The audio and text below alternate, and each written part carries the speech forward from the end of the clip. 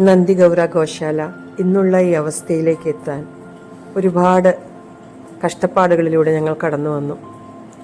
ആരംഭിച്ചത് തൃശ്ശൂർ അയ്യന്തോളുള്ള എൻ്റെ വീട്ടിൽ ഒരു പശുവിനെ വാങ്ങിച്ചുകൊണ്ടായിരുന്നു. അവിടെ 18 പശുക്കളായപ്പോൾ സ്ഥലം തികയാതെ നമുക്ക് അടുത്തുള്ള ഒരു 20 സെൻറ്റ് ഭൂമി വാടകയ്ക്കെടുത്ത് കേരളവർമ്മ കോളേജിൻ്റെ അടുത്തുള്ള ഒരിടത്തേക്ക് മാറേണ്ടി വന്നു. അയൽപ്പക്കക്കാരുടെ കംപ്ലൈൻറ്റ് മൂലം പിന്നീട് അവിടെ നിൽക്കാൻ സാധിക്കാതെ അവിടെ നിന്ന് അതെല്ലാം തന്നെ പറിച്ചെടുത്തുകൊണ്ട് കാഞ്ഞാണി റോട്ടിൽ അരിമ്പൂരടുത്തുള്ള ഇറവ് എന്ന ഒരു സ്ഥലത്തേക്ക് ഞങ്ങൾക്ക് മാറേണ്ടി വന്നു. അവിടെ നമ്മൾ മൂന്നാമത് ഒരു സെറ്റപ്പ് ഉണ്ടാക്കുകയും മനോഹരമായ പാടങ്ങളാൽ ചുറ്റപ്പെട്ട ഒരു തെങ്ങും പറമ്പിലായിരുന്നു ആ സ്ഥലമുണ്ടായത്. പക്ഷേ അവിടെയും കുറച്ച് നാൾ നിൽക്കും മുമ്പേ അവിടെ നിന്ന് മാറേണ്ട ഒരവസ്ഥ വരികയും പിന്നീട് 30ഓളം ഗോക്കളെയും കൊണ്ട് അവിടെ നിന്നും പേരാമംഗലത്ത് ഒരു പാടത്തിൻ്റെ അടുത്തുള്ള ഒരിടത്തേക്ക് മാറി. മനോഹരമായ സ്ഥലമായിരുന്നുവെങ്കിലും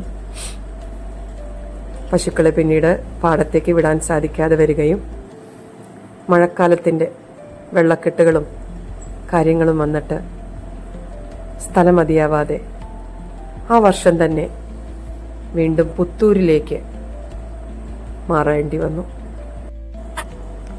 പുത്തൂര് 4 ഏക്കറോളം ഉള്ള ഒരു സ്ഥലത്ത് 3-4 ഷെഡുകളിലായി 70ഓളം പശുക്കൾ വരെ നമ്മൾ തുടർന്നു.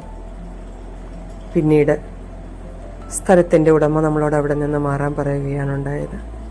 അവിടെ വെച്ച് ഗോപൂജ ആരംഭിച്ചു. അവിടെ നിന്ന് നമ്മൾ വിശ്വ ഹിന്ദു പരിഷത്തിൻ്റെ സഹായത്തോടുകൂടി തൃശ്ശൂർ വടക്കാഞ്ചേരി ജ്ഞാനാശ്രമം എന്ന പുണ്യഭൂമിയിലേക്ക് വന്നു.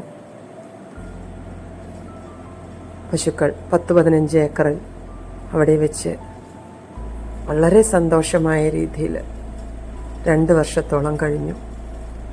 ഒരുപാട് പേരുടെ സഹായം കൊണ്ട് ട്രസ്റ്റാക്കി മാറ്റുകയും ഓരോരോ പടിപടിയായി 5-6 ഷെഡുകൾ നമ്മളവിടെ പണിയുകയും മകരപ്പൊങ്കൽ, മഹാഗോപൂജ തുടങ്ങി ഒരുപാട് വിശേഷ അവസരങ്ങൾ ആഘോഷിക്കുകയും ചെയ്തു. സന്തോഷം അധിക നാൾ നീണ്ടില്ല. മൂല്യവർദ്ധിത ഉൽപ്പന്നങ്ങൾ ഉണ്ടാക്കി സ്വയം പര്യാപ്തത ഗോശാലയ്ക്കുണ്ടാവണമെന്ന് കരുതുമ്പോഴേക്കും അവിടെ നിന്നും നമുക്ക് മാറാൻ ആയിക്കൊണ്ട് ആവശ്യപ്പെട്ടു. 6 തവണ ഗോശാല മാറ്റി സ്ഥാപിക്കപ്പെട്ട പ്രതിസന്ധികൾ സാമ്പത്തികമായി ഉണ്ടായെങ്കിലും ഒരുപാട് സന്തോഷം, ഒരുപാട് ജീവനുകൾ രക്ഷിക്കാനായി ധാരാളം പേർ നമുക്ക് കൈത്താങ്ങും സഹായവുമായി ഗോപൂജ ചെയ്യാനും മറ്റുമായി അവിടെ വരികയുണ്ടായി. ഇനിയൊരു മാറ്റമുണ്ടെങ്കിൽ അത് സ്വന്തമായി ഒരു ഇടത്തേക്ക് തന്നെ വേണം എന്നുള്ള ഒരു സങ്കല്പമായിരുന്നു. ഒരുപാട് പേരുടെ സഹായം, ഓരോ സെൻറ്റ് വീതം ഒരുപാട് പേർ ദാനം തന്നു. ലീസിനും കുറച്ച് സ്ഥലം സന്മനസ്സുള്ളവർ വാങ്ങിത്തന്നു. അങ്ങനെ തൃശ്ശൂർ തന്നെ ചിറക്കേക്കോട് ഭാഗത്ത് പാണ്ടിപ്പറമ്പ് കച്ചിത്തോട് ഡാം വഴിയുള്ള നിന്നുകുഴി എന്ന ഭാഗത്ത് 3.5 ഏക്കർ ഭൂമിയിലേക്ക് ഗോശാല മാറ്റാനുള്ള പരിപാടികൾ ആരംഭിച്ചു. ഗോശാലയ്ക്ക് സ്വന്തമായി സ്ഥലമായാൽ നന്ദികളാൽ ചുറ്റപ്പെട്ട ഒരു ശിവമന്ദിർ, പശുപതിനാഥൻ്റെ അമ്പലം നമ്മുടെ സങ്കല്പമായിരുന്നു. ഗോക്കളി ഷിഫ്റ്റിംഗ് തുടങ്ങിയപ്പോൾ തന്നെ ആരംഭിച്ച കനത്ത മഴ എല്ലാ കണക്ക് കൂട്ടലുകളെയും തെറ്റിച്ചു. ചിലവുകൾ 10 മടങ്ങായി. തൽക്കാലം മഴ പെയ്യുമ്പോൾ കയറി നിൽക്കാൻ 141 ഗോക്കൾക്കും താൽക്കാലികമായ ഷെഡുകൾ ഉയർന്നു വന്നെങ്കിലും പുൽത്തൊട്ടിയും അവർക്കുള്ള ഭക്ഷണവും സെപ്പറേറ്റായിട്ട് പാത്രങ്ങളിൽ നൽകുവാനുള്ള സൗകര്യങ്ങൾ ഒരുക്കാനുള്ള ഷെഡുകളോ അവരുടെ തീറ്റ സ്റ്റോർ ചെയ്യാനുള്ള കെട്ടിടങ്ങളും അതെല്ലാം തന്നെ ഇനിയും പണിയാനിരിക്കുന്നു. ഗോപൂജ നടത്താനുള്ള സപ്തഗോമാതാ പൂജ നടത്താനുള്ള മന്ദിരത്തിൻ്റെ പണി നിർത്തിവച്ചിരിക്കുന്നു പാതി വഴിയിൽ.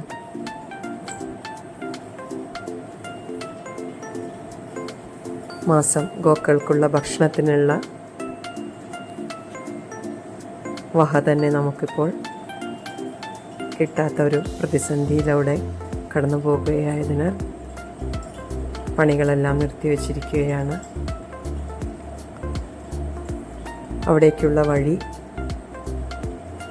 മഴയായതുകൊണ്ട് എത്തിപ്പെടാൻ വളരെ കഷ്ടമാണ്. വാഹന സൗകര്യങ്ങളായിട്ടില്ല. ഇതിനെല്ലാം നമുക്ക് ഭീമമായ തുക ആവശ്യമാണ്. നിങ്ങൾ ഓരോരുത്തരെയും പ്രകൃതിക്ക് വേണ്ടി ഈ ഗോക്കളെ സംരക്ഷിക്കാനുള്ള ഇതിൽ ഈ ഒരു കരുതലിൻ്റെ ഗോസംരക്ഷണത്തിൻ്റെ ഭാഗമാവാൻ ക്ഷണിക്കുകയാണ്. സാധിക്കുന്ന വിധത്തിൽ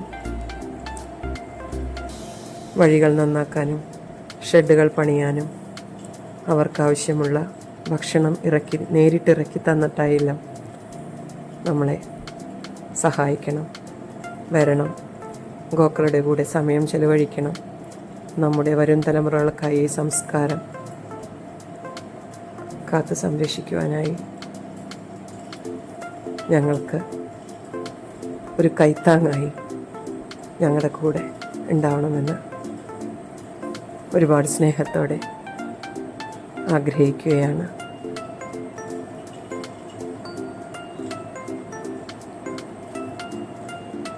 എല്ലാ വീടുകളിൽ നിന്നും യഥാശക്തി ഒരു തുക മാസം ഗോക്കൾക്ക് ഭക്ഷണത്തിനാക്കി നമുക്ക് നീക്കി വയ്ക്കാം. സപ്തഗോമാതാ പൂജ, നന്ദികേശ്വര പൂജ, രുദ്രപൂജ, ഗോപ്രസാദം തുടങ്ങിയ വഴിപാടുകൾ പുനരാരംഭിക്കുന്നതിനായി നമുക്കിനിയും അവിടെ കുറേ അറേഞ്ച്മെൻറ്റ്സ് ചെയ്യേണ്ടതായിട്ടുണ്ട്. റോഡുകൾ ശരിയാവണം, നടക്കാനുള്ള വഴിപ്പാതകൾ ശരിയാക്കണം. ഒരുപാട് ആളുകൾ ഈ പുണ്യസ്ഥലത്ത് വരണം, ഗോപൂജകളിൽ പങ്കെടുക്കണം. ഗോപൂജകൾ ഒരുപാട് അനുഭവം മനുഷ്യർക്ക് നൽകുന്നു.